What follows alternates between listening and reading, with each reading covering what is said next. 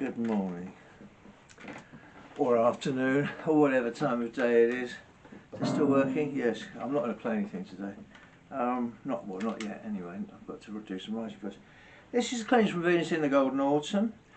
I probably started making it. I was still in my 20s, but only just. Now you have to realise the mindset here. And I was in my late 20s. I was firmly of the opinion that I probably hadn't made it, because all the propaganda is, and how very convenient for the rock writers and all the other legend makers to write their books, is that you turn up when you're about in your early 20s, you are brilliant, and then, you know, due to various madness, excesses, Dionysian stuff, a wrong mix of Dionysian and Apollonian, you die. How convenient. Then they can write you obituary because dead pop stars don't talk back usually. And so I was reading, bear in mind the gospel was still, in Britain at least, Melody Maker, Sounds, Enemy. You read these all the time just to keep up, because you were, you know, desperately needed to know what was what, and, you know, if you weren't the right thing in the right place at the right time, then you didn't make it. By the time I was 29, I had played in rock bands for 6 years, lots of gigging. I'd been in Germany, you know, over the British Isles. They used to have different levels for it. I suppose you would have called it semi-pro in some levels, but I was a bit of a veteran of live gigs. In the second band I was in, they didn't do so much studio work, so that got held up. I still knew more about home recording than I did about studios in those days, although I'd been in a couple of studios here and there. And so recording was a kind of private pleasure of mine, but I was firmly of the opinion that, having been let down by, you know, usual, you go around the record companies and say, no, not interested, wrong place, wrong time, all the rest of it. So I got to the point where I thought, well, I love music and I love doing it, but I don't think I'm going to make it anymore, because glam had gone, punk had gone, and what was left in its place was a bunch of people standing around in London wearing tablecloths, waving cutlasses, and pretending to be new romantics. And that didn't appeal to me at all. I wanted to do 3-minute pop songs like the ones that I'd come up on by The Who and the Small Faces and The Move and all the other people who and the Kinks. And I wanted to do songs like that. And in the end, like a nightingale in a cage, I thought, well, if they're not going to listen to me, I'll just have to sing for myself. And once Lowell had left, because he found the love of his life and moved off to Bath, I didn't really even have a band anymore. I just had myself, my Porter studio, which I'd had for about 18 months, and I was having to start all over again. And who would my audience be? There was a guy in Germany called Joachim Reinbold who distributed some of the cassettes.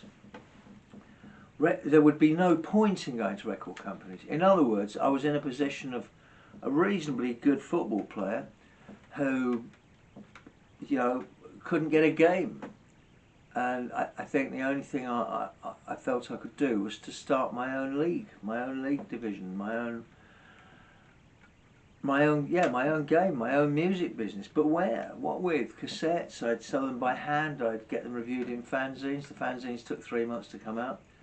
No, like the Nightingale in a Cage, I had to sing for myself. But all those years of writing songs, I had been writing songs since I was.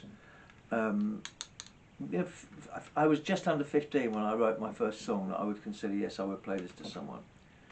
And I thought, I'm not going to make it in the music business, but I want to do music, and so I began this. And so 1983, beginning off, found me with In the Golden Autumn and the songs that began it: Holloway Person, Renee, Who's Driving Your Car, which some people thought one of the lines was, Renee, who's stuffing your bra now? It was actually, who's stuffing your bar now? Ghosts in Doorways, which was a hangover from probably 1978, I wrote that, so 5 years earlier when I was still in JIT. Please Don't Step on My Rainbow, which was a blues, and I thought, I don't do blues songs, because that's what sort of you know, the bearded ones above me who wore denim and thought that it was wrong to put on makeup and jump around, you know, trying to be an entertainer. Those people like blues.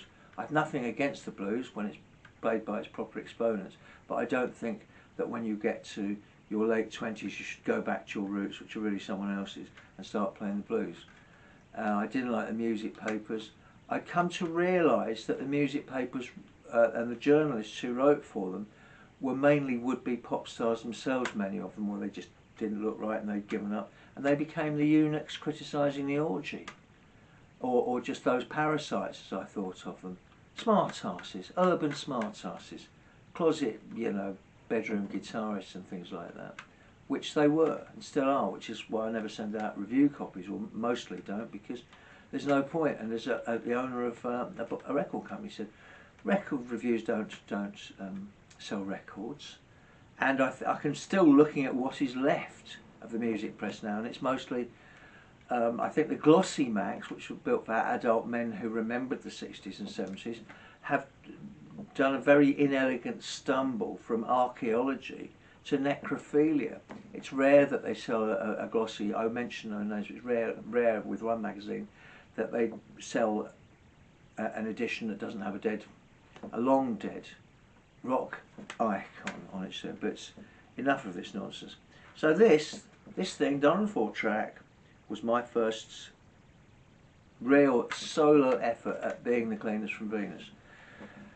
Of course it wasn't reviewed at the time, except by a couple of fanzines, because who would review it? Even if I did send off a couple of cassettes to people, but why would anyone take it seriously?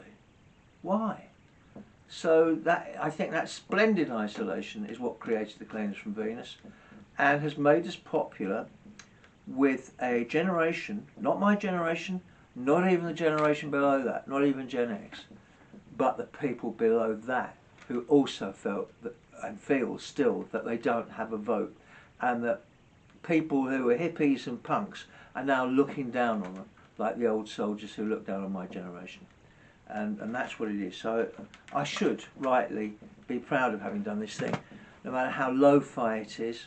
And it wouldn't have been my choice. If I could have made something that sounded like Revolver, I would have done, and I was trying to do. But you know, what could you do with a Porter studio in an upstairs room with a stable and a slightly out of tune piano and limited ability on the guitar?